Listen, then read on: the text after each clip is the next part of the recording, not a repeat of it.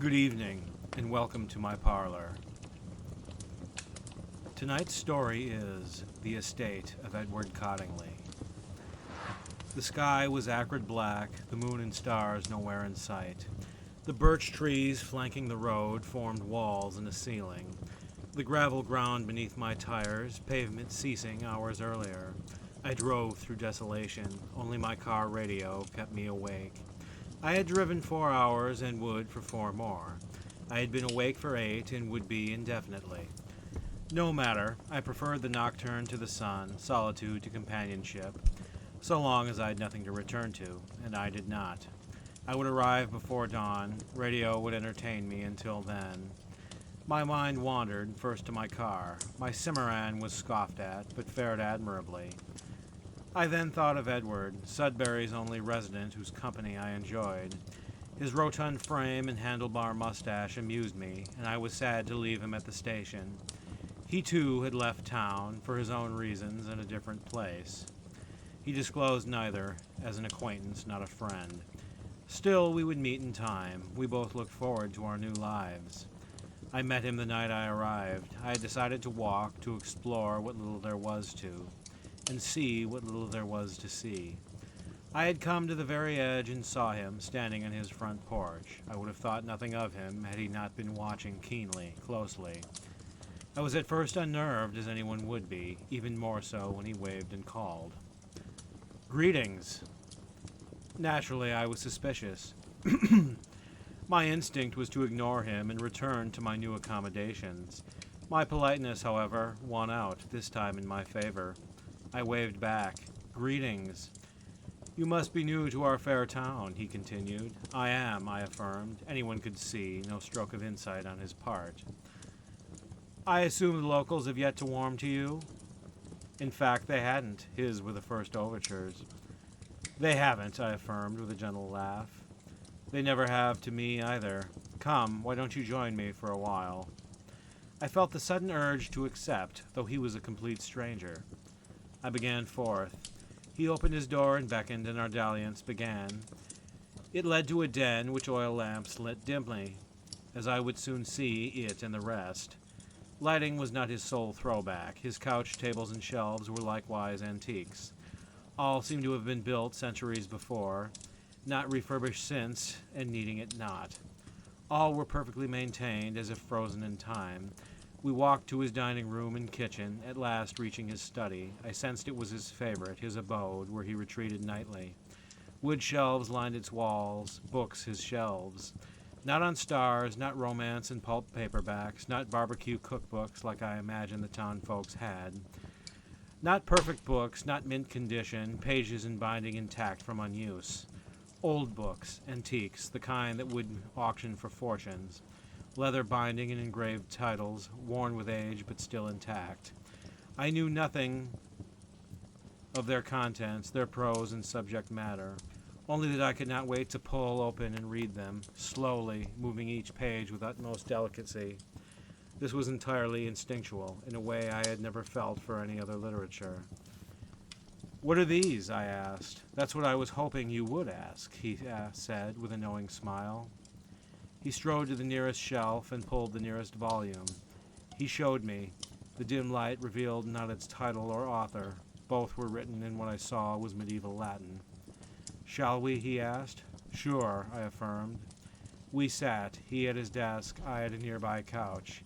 He opened to its first page while I watched keenly. He peered down and, unfazed by the darkness, began. The text, too, was in Latin, which I had never studied. Yet as I listened, a miracle occurred. I understood every word through sheer intuition. At times he paused and glanced at me, eyes gleaming. I did not tell him I understood, yet he seemed to, again through intuition. I never had such an experience. I digress. I thought of Sudbury and my reasons for leaving, the mass unemployment, the provincial populace to whom I was an outcast, all 900 of them. Its ugly diners, gas stations, strip malls. I lived there by circumstance, others impossibly by preference. I could not stand, though pitied them slightly. So content with nothing, so dead to the world to which I was returning. Were I not a writer needing a subject, I would never have so wasted my time. I thought of the roadside diner where I had stopped at earlier, the first and last sign of civilization for miles. One silver lining of provincial life were such places, the neon sign, the effluence passed off as food, dumped before you by hags in skirts and aprons. This is the senile, the toothless, the transient surround you. This, the photo negative of a Rockwell painting, had long delighted me.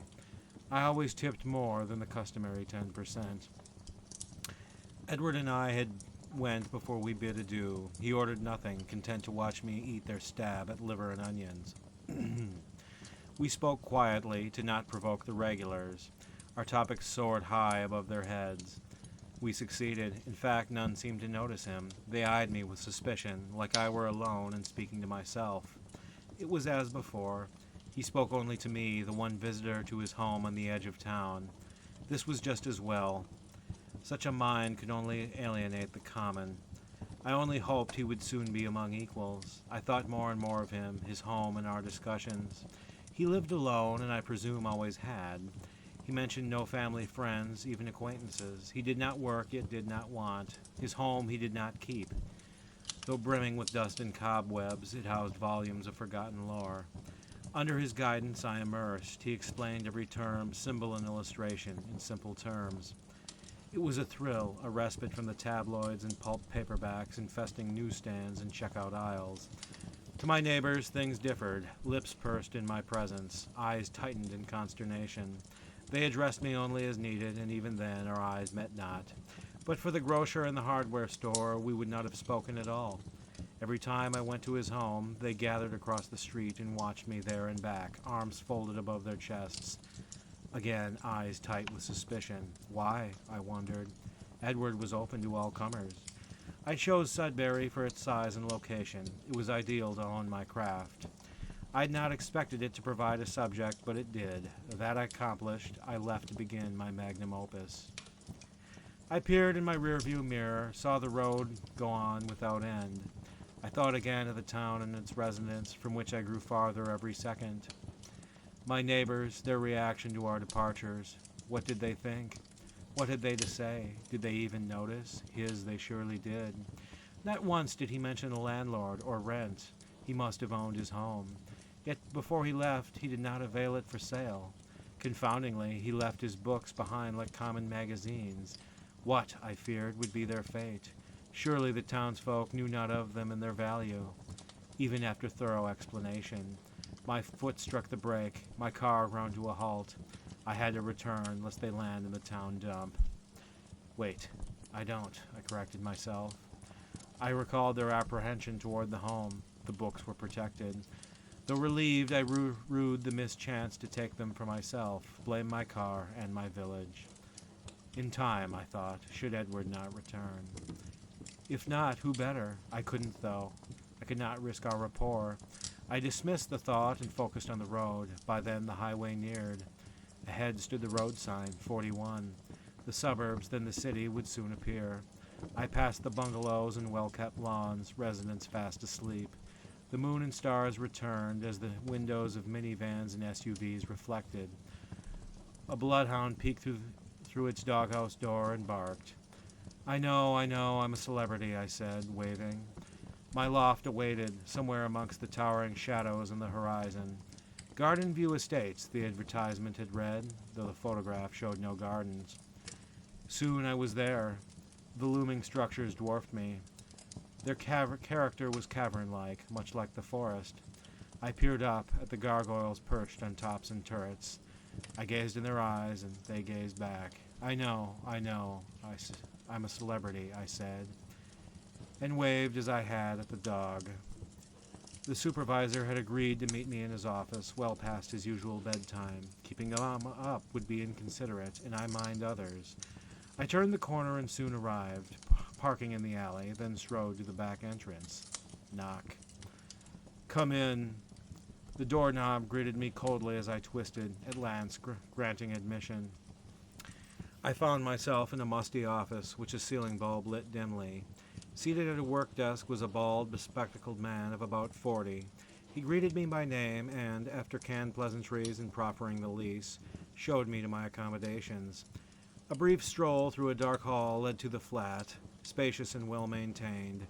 One bedroom, standard furnishings. One room, open concept, with a combined kitchen area and kitchenette, and a window overlooking the street and sidewalk. I neglected to unpack, so tedious, until dawn. This was fine. My possessions were few. Exhausted, I collapsed on the bed my predecessor had left. Sleep was easy after hours of driving. My eyes closed, the loft vanished, in its place a sideshow of recent memories, nights with Edward replayed with the bric-a-brac of a vintage film projector. His home, the bookcase, the tomes upon its shelves, his voice echoing and reverberating throughout. Then a series of faces, mine, his, those of the townsfolk watching my nightly sojourns, the premise of my first book. When I woke the next morning, the sun shone dimly in a gray sky in my window. I rose and watched gingerly out my door and down the hall. In the alley was my vehicle, unscathed, my bags in the trunk and back seat. Whew, I sighed. I opened them on the floor and laid out their contents. I planned where I would place each when I brought furniture. For now, I would stack my clothes in the near corner and place my typewriter beneath my cot, pulling it out as needed. That would be tonight. Until then, I would explore the city, knowing only its reputation. With all in place, I headed forth. The day was warm, my coat unneeded. All was amber, leaves, storefronts, decorations. Strangers strolled to and fro, strangers in name, though not in soul. They too had come to pursue their ambitions, artistic, academic, or commercial. I felt at home. I came from a place much like it, and only here would my gift be truly appreciated. The downtown, the shops, eateries, gallerias. Wherever Ed's muse had guided him, I knew he was as entranced. Speaking of which, where was he, and why did he not tell me? It seemed odd he wouldn't. Only I possessed his knowledge. Only I could spare at the sands of time. Surely he knew. I grew concerned. Has an aging train brought him to his destination? Had it an error, a malfunction? Had it crashed? I admit to anxiety. Recalling this assuaged my fears. I'll call the train later, I resolved. I thought again of the city. It seemed made for me, its locales in walking distance of my flat. I walked 1 block for coffee, 2 for my literary journals. A furniture store was 3 blocks, having all I needed. I would return the next day by car. For lunch, I went to a delicatessen. Its patrons, artists and students, gleamed in contrast with the town's oafs. I tipped generously. The night had 2 objectives. First, find Edward. Second, begin my book. For both, I had to find the library, where there was a phone book and, presumably, books on the state's history. The former would have the station's number, the latter the story of the town. I returned to my car and drove the street I had just walked. The library soon appeared. I pulled in its lot, parked, and ascended its brick steps. Stone lions guarded its front entrance, staring down those arriving. Just passing through, I said, and stepped inside. Like everything in the city, it was old in a good way. Lived in, seasoned. I scanned the interior. I would, after all, spend hours there. What I saw was to my liking. A large main floor, neat aisles, warm fluorescent light.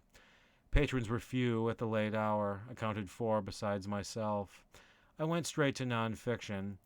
Dewey guided me to history. There I smelled the must of old books, which I always savored.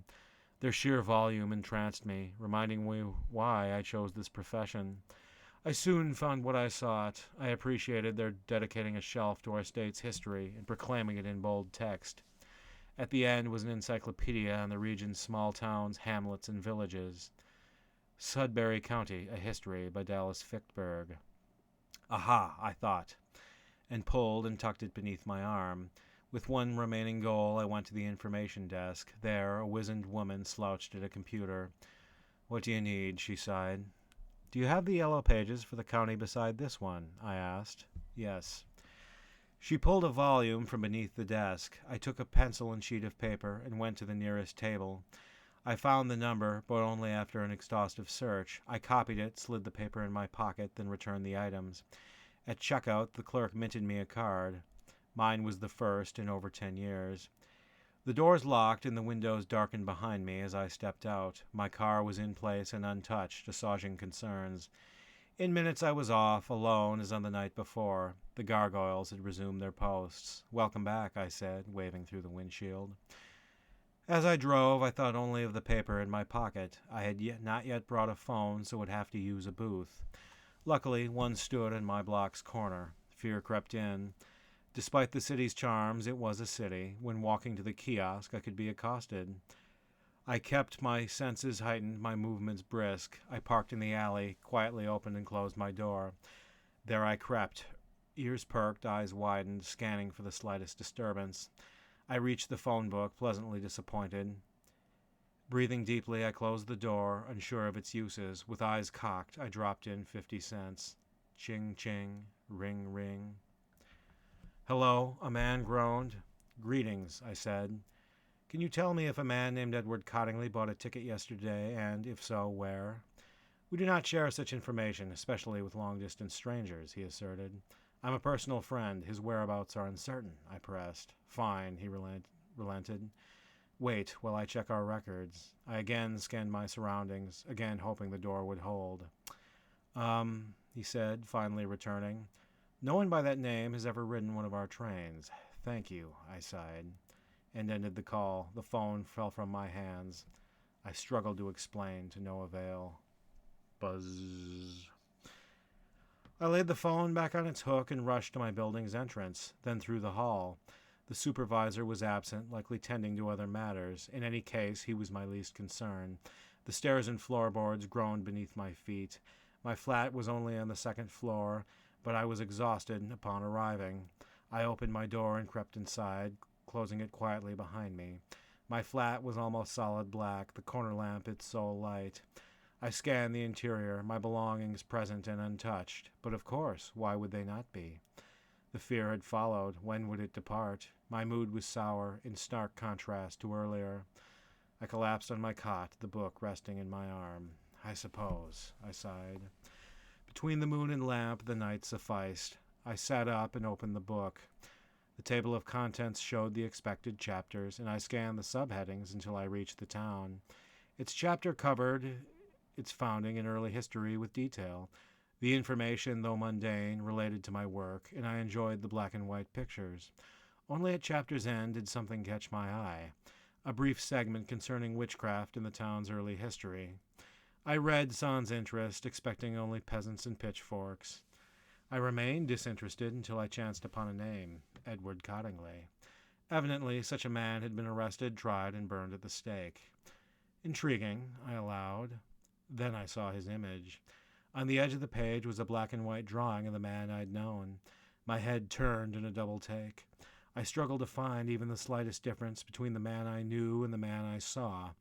I held the book to the window, hoping the moonlight would help. It did not. I read on, further unnerved. Cottingley, I learned, had an apprentice, a young assistant whom he taught and groomed as his successor. The flames had consumed him likewise. He was named and depicted just beneath his master. His name and face were none other than my own. The book thudded to the floor. I fell on my back. Surely this was all imagination, exhaustion, lack of protein. Surely it was. It had to be. The air was cold, though the window was closed, the building well insulated. It grew colder, and I grew afraid, more so than in the phone booth. There seemed a presence, a person in the room, watching me, reading my thoughts. Had I forgotten to lock the door? Had a burglar noticed and decided to take advantage? "I hear you, and I have a gun," I declared. I did not, of course, but he needn't know. I stared at my door. Its knob turned and twisted in my mind. I leapt forth, pressed my back to it. I was sure of my defenses. I would not be robbed, at least not that night. I could be mistaken, I thought. I had felt but a presence. I had not heard steps. My mind was given a suggestion and filled the blanks. What did I sense but a stock intruder? I shuddered. Suddenly, a tiny flicker of light appeared and began to grow before me. It was soon a man's height and build, sprouting one head, 2 arms and 2 legs, 2 hands and 2 feet. At first a silhouette, it slowly acquired details. Color, definition. The atmosphere thickened, the temperature plunged. I kept my hand to my eyes, staying the inevitable. Slowly and with great hesitation, I removed it, finger by finger, until I saw Edward Cottingley. My jaw dropped. He nodded, lips curled in a grin. "Carl," he greeted, his voice not at all like the one I recalled. His eyes glowed like my lamp. I felt pierced. I knew not why we had parted as we had. The nature of our relationship was clear, not stated but felt. It was not one of instruction but possession, ownership. He was not my teacher but my master, and had been for centuries. Edward grinned. He eyed the typewriter beneath my cot, knowing its location. "Well, it was my understanding that I was to be featured in a story of yours?" he asked. I stared at it, then at him, before collapsing.